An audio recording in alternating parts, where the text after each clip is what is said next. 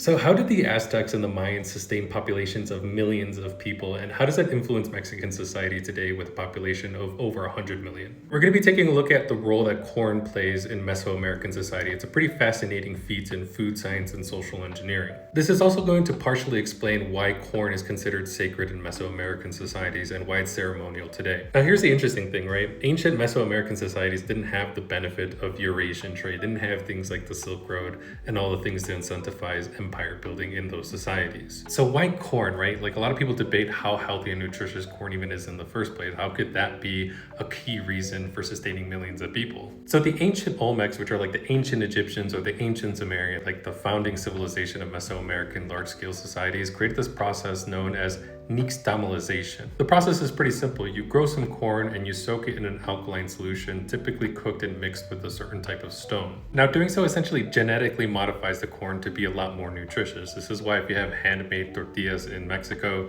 it tends to be a lot more flavorful and healthier. And if you have mass-produced stuff in the United States, it tends to be a little cheaper and let's just call it cheaper. Now combine this with agricultural methods like the Three Sisters method of growing corn, squash, and beans.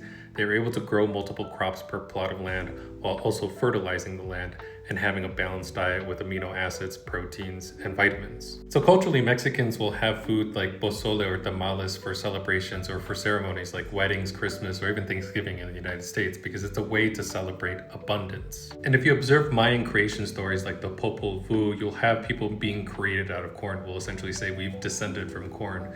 That is a literal expression because of how important corn was to their societies. And this isn't the first time where we see, Mesoamerican societies essentially celebrate their creation through deities or things of that sort in literal ways, like the Mexican sun god or the god of corn. So yeah, that's why corn is so important to Mexican society, to identity, to culture, to food, because it was essentially our lifeblood in spaces that weren't really forgiving for survival. Mesoamerican society didn't have domesticated animals. We didn't have things like beef. We also didn't have easy access to large-scale societies like the Chinese did or how the Europeans did. So if you guys ever complain about your pozole during the hot summer days or during Christmas, remember that's the reason you're here.